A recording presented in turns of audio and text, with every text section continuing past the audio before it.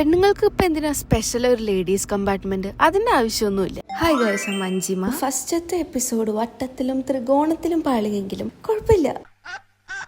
So this is episode 2 of my heart to yours. Ladies ഉള്ള ട്രെയിനാണെങ്കിൽ ഞാൻ മിക്ക സമയം അതിലാണ് കയറാറ്. ഇപ്രാവശ്യം മെമുവിൽ ലേഡീസ് ഉണ്ടായിരുന്നു, അപ്പോൾ അതിൽ ഞാൻ കയറി. അപ്പോൾ ഓരോ സ്റ്റോപ്പ് തോന്നൂറും അതിൽ ലേഡീസ് കമ്പാർട്ട്മെന്റ് നല്ല തിരക്കായി വന്നു. എന്നാലും ആൾക്കാർ ഇതിൽ തന്നെയാണ് കയറിയിട്ടുണ്ടാകുന്നത്. അപ്പോൾ കുറച്ച് ശതമാനം ആൾക്കാരെല്ലാം വിചാരിച്ചിട്ടുണ്ടാവും, ഇവരെന്തിനാണ് ഈ ലേഡീസ് തന്നെ തിക്കി തിരക്കി കയറുന്നത്, അപ്പുറത്തെ കമ്പാർട്ട്മെന്റിലൊക്കെ കയറിക്കൂടെയെന്ന്. നോട്ട് ഓൾ മെൻ എന്നൊക്കെ പറയുമെങ്കിലും but there are some men.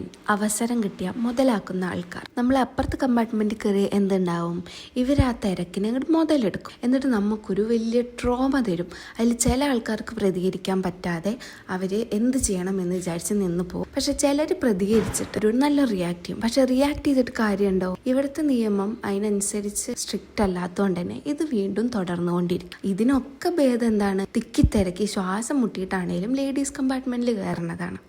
അതുകൊണ്ട് തന്നെ ആണ് ലേഡീസ് കമ്പാർട്ട്മെന്റ് മിക്ക ആൾക്കാരും പ്രിഫർ ചെയ്യുന്നത്. ഇതൊക്കെ ഉണ്ടായിട്ടും ചില ആൾക്കാർ പറയും,